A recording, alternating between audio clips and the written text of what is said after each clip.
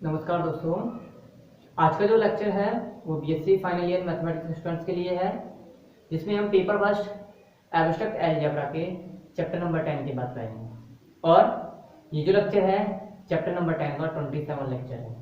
इस लेक्चर के अंदर आज हम अगेन एक और इम्पोर्टेंट थ्योरम्स के बारे में बात करेंगे या फिर एक इम्पोर्टेंट रिजल्ट के बारे में बात करेंगे। ठीक है भाई, इस लेक्चर के अंदर आज हम अगेन एक इम्पोर्टेंट लेक्चर के बारे में बात करेंगे या इम्पोर्टेंट थ्योरम के बारे में बात करेंगे कि जिसका स्टेटमेंट है यदि W एक परिमित विमीय सदिश समष्टि V ओवर F का उपसमुच्चय है। कहने का मतलब क्या है, W इस सदिश समष्टि V ओवर F का क्या है, कोई सबसेट है। ठीक है, तो हमें सिद्ध करना है dimension of W less than equal to dimension of V, और सेकंड सिद्ध करना है तो W equal to V if and only dimension of W बराबर डायमेंशन ऑफ V। ठीक है, तो देखो किस प्रकार से सिद्ध करना है रिजल्ट को।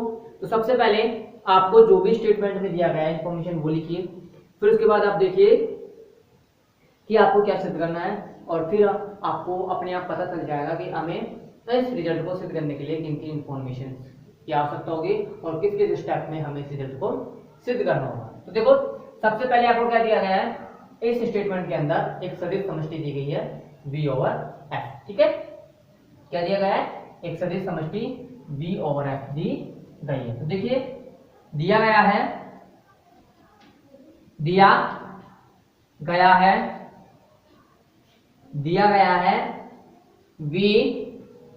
प्लस डॉट, दिया गया है V plus dot field F plus dot पर, फील्ड F प्लस डॉट पर एक सदिश समष्टि है। ठीक है, क्या है, एक सदिश समष्टि है। ये तो आपको इंफॉर्मेशन दी गई है।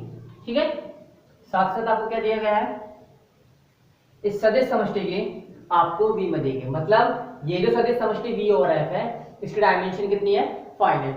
कहने का मतलब है इस सदिश समष्टि के आधार में अवयव कितने हैं, टोटल आधार में अवयव इसके टोटल फाइनाइट एलिमेंट। ठीक है भाई, या फिर फाइनाइट वेक्टर है। तो देखिए आपको एक सेट दिया गया V प्लस डॉट, जो कि क्या है, फील्ड F प्लस डॉट पर एक सदिश समष्टि है, तथा सदिश समष्टि V ओवर F की, तथा सदिश समष्टि V ओवर F की विमा, V ओवर F की विमा कितनी है, V ओवर F की विमा, V ओवर F की विमा परिमित कितनी मान लिया आपने, माना n, परिमित है। ठीक है भाई, आपने कितनी मान ली, n मान ली। ठीक है, दैट इज, या अर्थात आप क्या कह सकते हो, आप कह सकते हो that is dimension of V बराबर n, that is dimension of V बराबर n। ठीक है, तथा आपको क्या क्या दिया गया है, तथा W सदिश समष्टि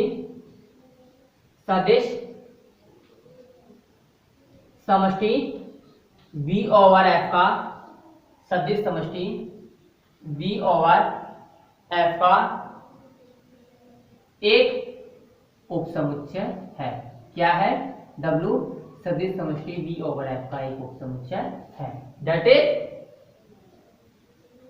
इज अगेन आप क्या कह सकते हो कि W इसका नॉन एम्प्टी सबसेट है V ओवर F का, मत, और W ओवर F क्या है, वेक्टर स्पेस है, मतलब W भी क्या होगा, W भी फील्ड F प्लस डॉट पर अगेन एक वेक्टर स्पेस होगा। ठीक है, तो देखो that is W over F सदिश समष्टि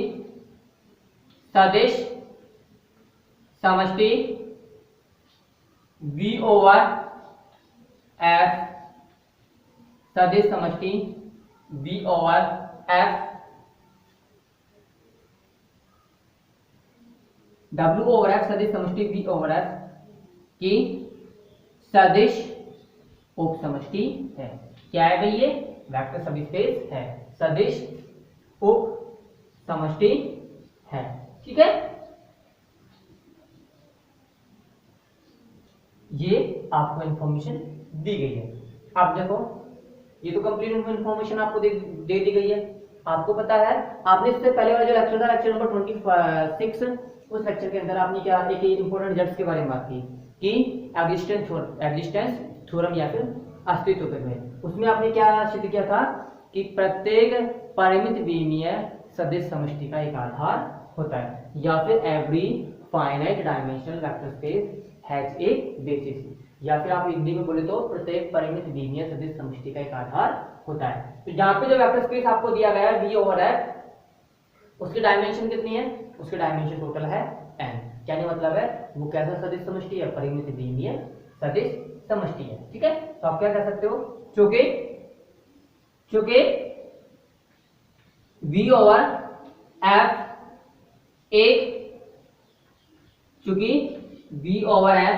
एक परिमित n विमीय सदिश समष्टि है, एक परिमित n विमीय सदिश समष्टि है, n विमीय सदिश समष्टि है। तब V ओवर F का एक आधार होगा, तब V ओवर F का क्या होगा? एक आधार होगा। ठीक है भाई, जिसमें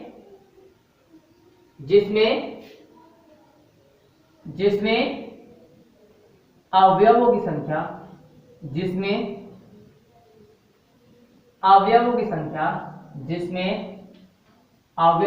कितनी होगी टोटल?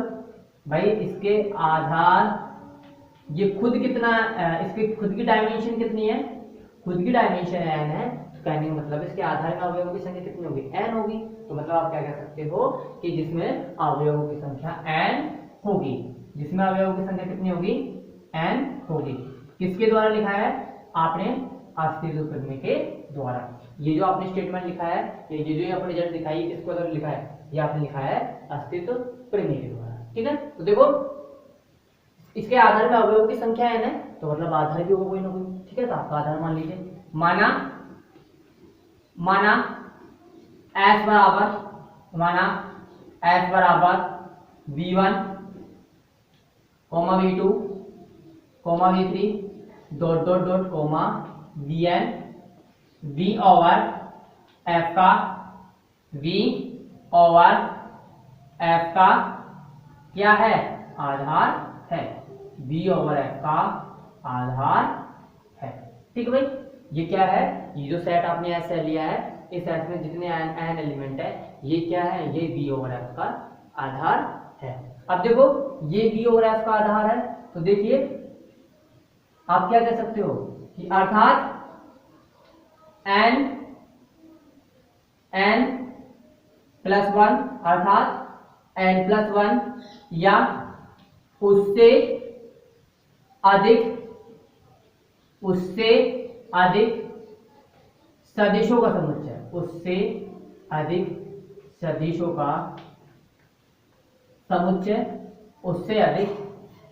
का समुच्चय कैसा होगा बताइए? भाई इसके आधार में टोटल लेना हो गया है। क्या ही मतलब है, इस सेट के पास कितने अलाइ वेक्टर है? इस सेट के पास टोटल कितने अलाइ वेक्टर है? n।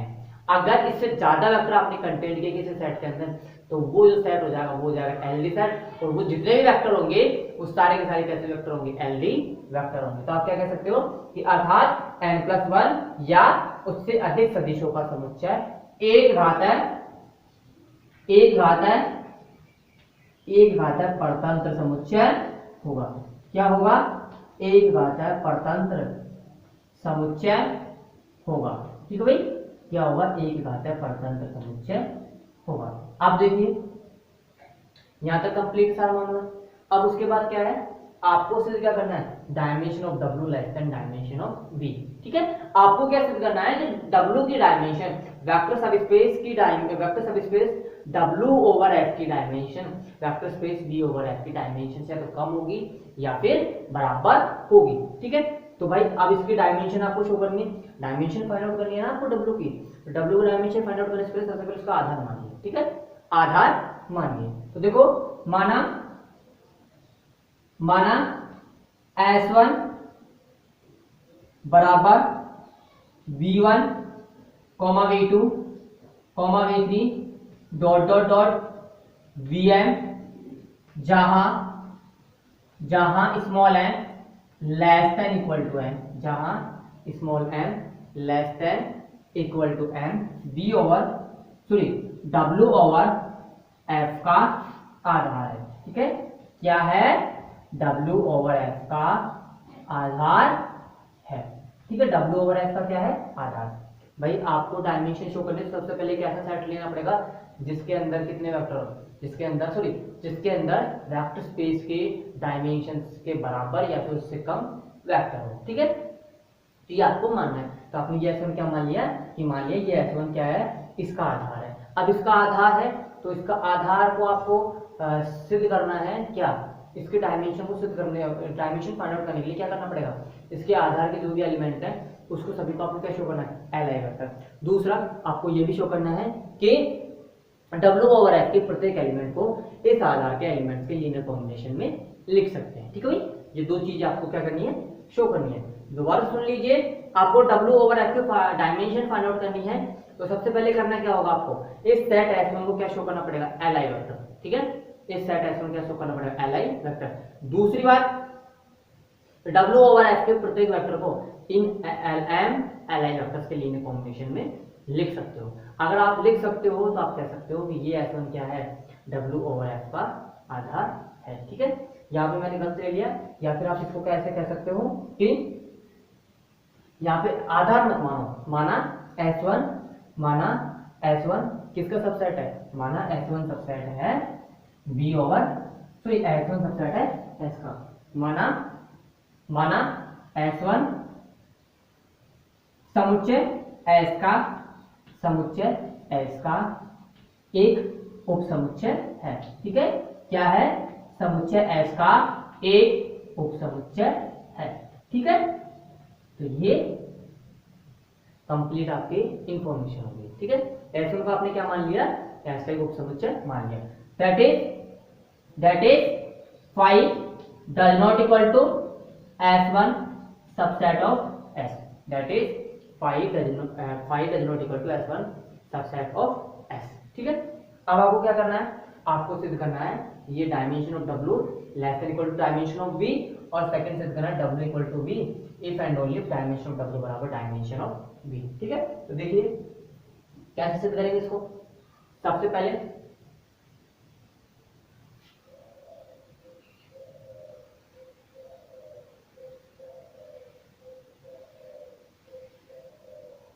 माना या फिर ऐसे लिखो, अब हमें सिद्ध करना है, अब हमें सिद्ध करना है, अब हमें सिद्ध करना है, अब हमें सिद्ध करना है कि first dimension of W less than equal to dimension of V, ठीक है।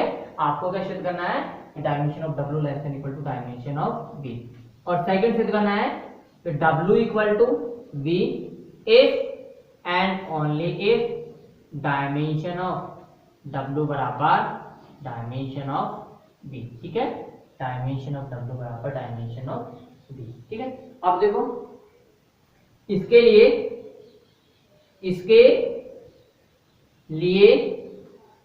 हमें सर्वप्रथम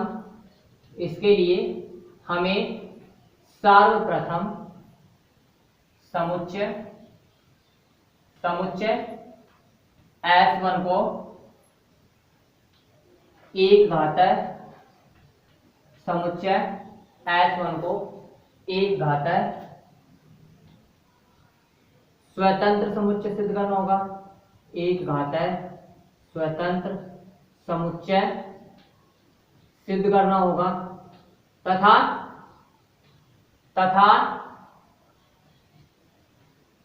तथा W ओवर F के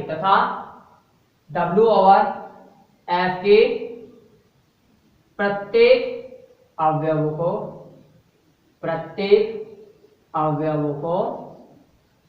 आधार के अवयवों की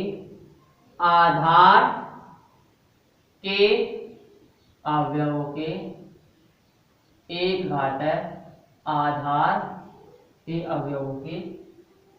घात है संचय में व्यक्त करना होगा।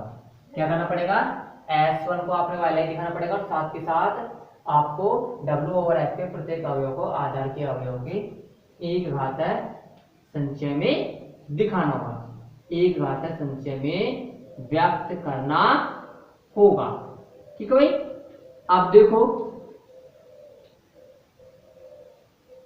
यहां पे आप देखते हो S1 कैसा सेट है, S1 सेट है Li। भाई S1 किसका आधार है, V ओवर F का आधार है, S V ओवर F का आधार है। तो आप क्या कह सकते हो कि सेट S Li सेट है। ठीक है, सेट S कैसा सेट है, Li। दूसरी बात कि V ओवर F के प्रत्येक वेक्टर को इन n वेक्टर्स के लिए कॉम्बिनेशन में लिख सकते हो। ठीक है, तो हम क्या कह सकते हैं कि Li सेट का सबसेट भी क्या होता है, Li। तो यहाँ पे S1 क्या है, Li सेट के सबसेट है, तो यहाँ पे S1 क्या हो जाएगा, S1 Li सेट हो जाएगा। ठीक है, S1 क्या हो जाएगा, Li सेट हो जाएगा।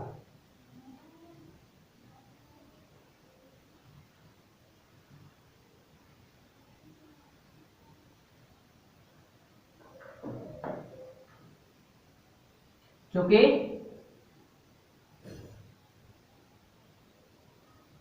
S Li सेट है या Li समुच्चय, चूंकि S Li समुच्चय है तथा हम जानते हैं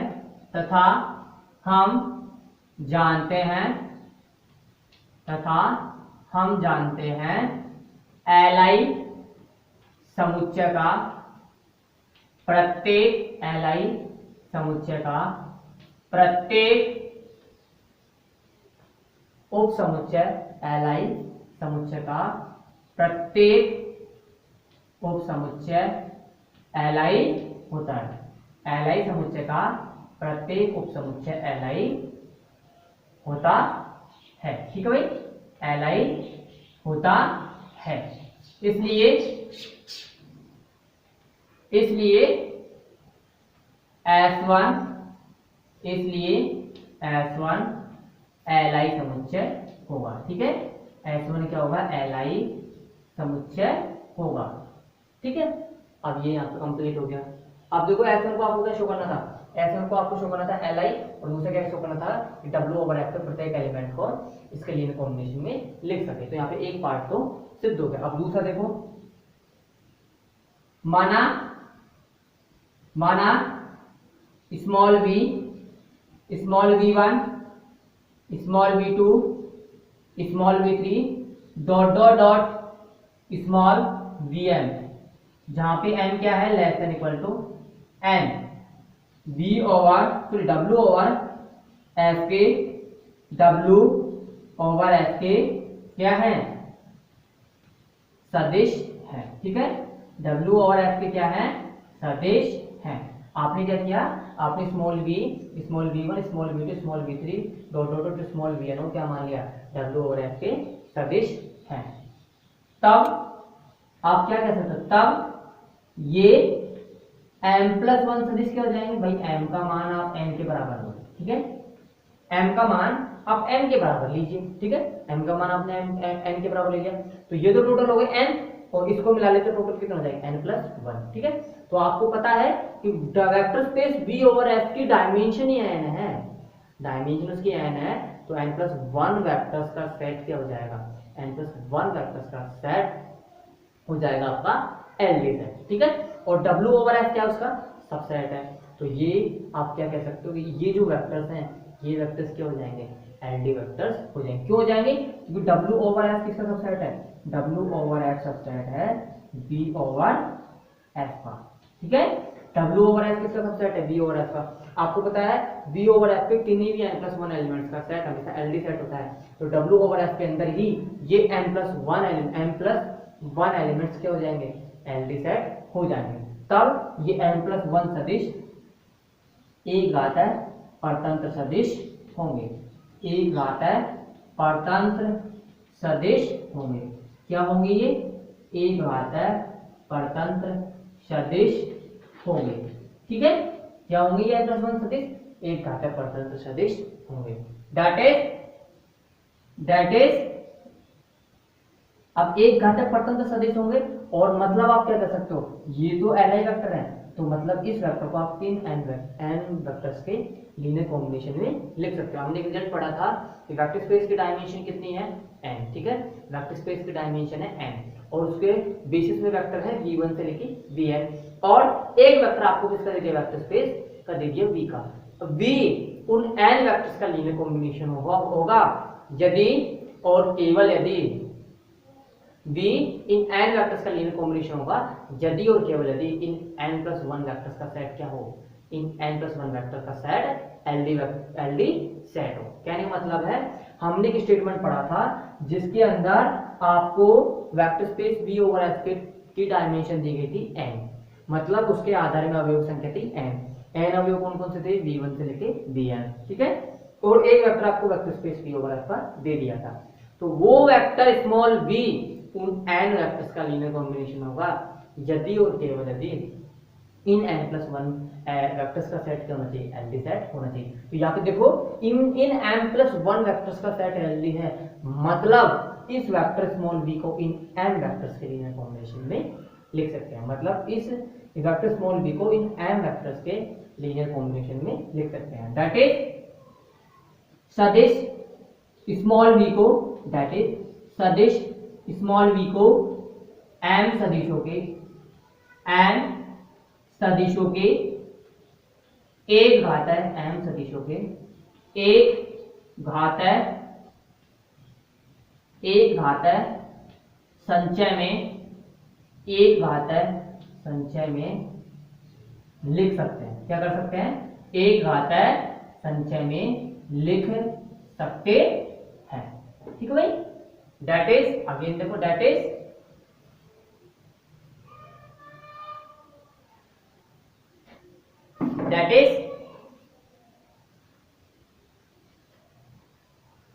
स्मॉल v बराबर α1v1 plus α2v2 plus dot dot dot αm/vm। ठीक है, v बराबर α1v1 plus α2v2 plus αm/vm। ठीक है, मतलब आप क्या कह सकते हो? अतः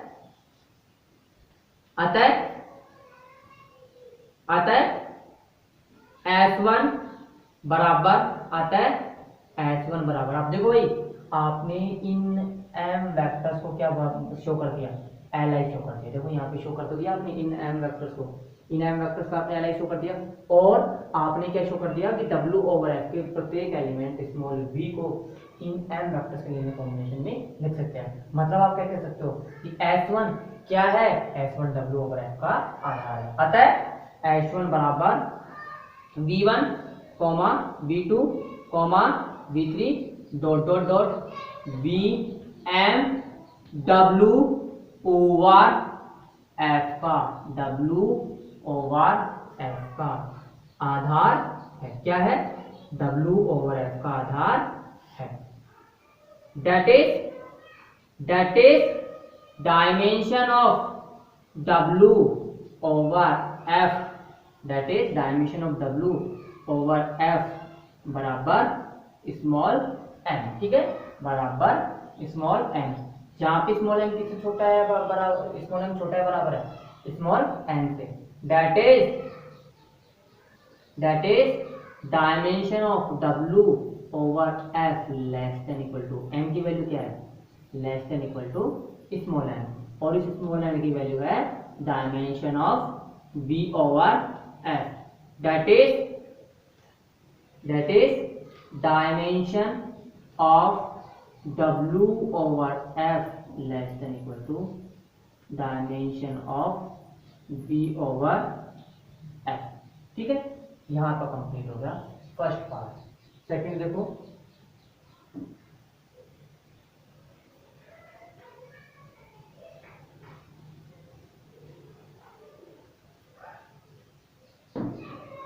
सेकंड है आपका, सेकंड है कि W बराबर B। ठीक है, सेकंड क्या है आपका, डायमेंशन ऑफ W बराबर V है, तो आपको क्या शो करना है, डायमेंशन ऑफ V बराबर डायमेंशन ऑफ W। ठीक है, सेकंड में if and all if case है, पहले इसको सत्य मानो फिर ये सिद्ध करो, फिर इसको सत्य मानो फिर ये सिद्ध करो। तो सेकंड पार्ट देखिए, माना W बराबर V है, माना W बराबर क्या है, V है, तो W V का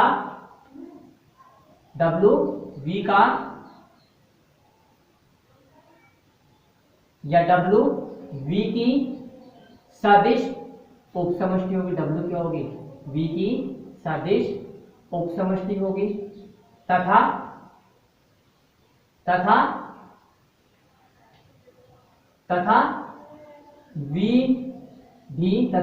V भी W की सदिश उपसमष्टि होगी, V भी W की सदिश उपसमष्टि होगी। ठीक है, अब देखो WV की सदिश उपसमष्टि है, तो आप क्या लिख सकते हो, WV की सदिश उपसमष्टि है, तो आप क्या लिख सकते हो, that is dimension of W less than equal to dimension of V। ठीक है, this implies M less than equal to N। ठीक है, तथा V क्या है, V W की सदिश उपसमष्टि है, तो डायमेंशन ऑफ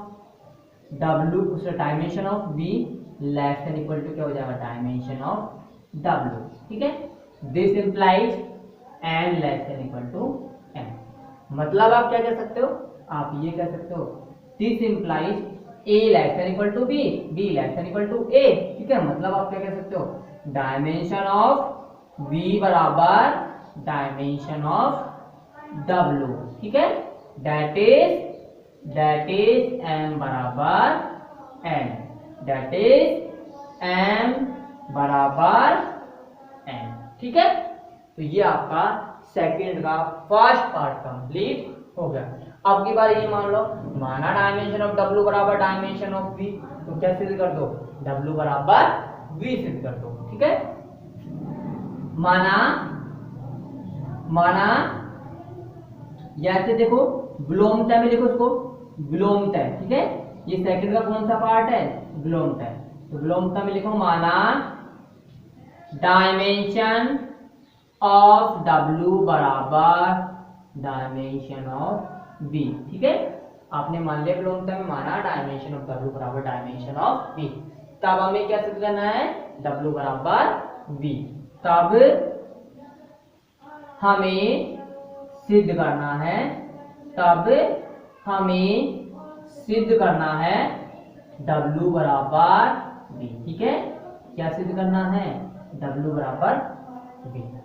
अब देखिए यहां पे डायमेंशन ऑफ V बराबर डायमेंशन ऑफ W है। ठीक है, W क्या है, W वेक्टर स्पेस है, तो इस वेक्टर स्पेस का कोई ना कोई आधार होगा भाई, वेक्टर स्पेस का कोई ना कोई आधार होगा, अदरवाइज तो वो डिफाइन ही नहीं होगा। ठीक है भाई, अदरवाइज वो डिफाइन ही नहीं होगा, क्योंकि उसके प्रत्येक एलिमेंट को लिखने के लिए इसको कुछ ना कुछ अलाइ वेक्टर्स की तो आवश्यकता होगी ना भाई। इसके अगर ये वेक्टर सब स्पेस है, तो इसके वेक्टर्स को लिखने के लिए कुछ ना कुछ परिमित या अपरिमित अलाइ वेक्टर्स की आवश्यकता होगी। तो आप ये कह सकते हो इसके आधार में अवयव भी उपस्थित होंगे और उनकी कुछ ना कुछ संख्या भी होगी। ठीक है, तो देखो आप क्या मान लो, माना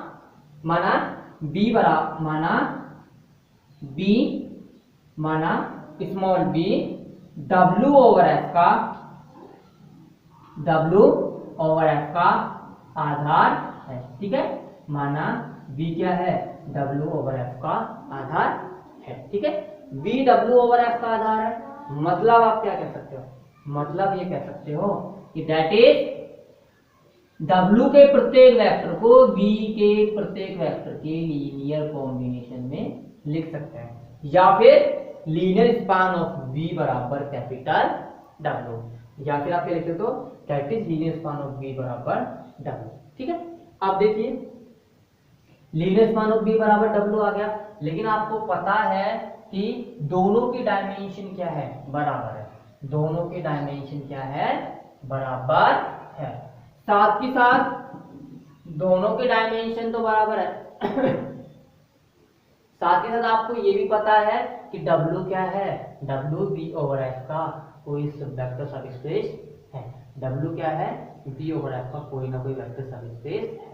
अब दोनों के आधारों में अवयवों की संख्या समान है, पहली कंडीशन तो। दूसरी बात, W V ओवर F का आधार है, मतलब आप क्या कह सकते हो कि ये जो W है ये खुद क्या है, ये W खुद ही V है, मतलब आप क्या कह सकते हो कि अर्थात V ओवर F के प्रत्येक अवयव को, V ओवर F के प्रत्येक अवयव को B के अवयवों के एक घाताय, B के अवयवों के एक घाताय संख्या में लिख सकते हैं, B के अवयवों की एक घाताय संख्या में लिख सकते हैं, क्या कर सकते हैं, एक घाताय संख्या में लिख सकते हैं। दैट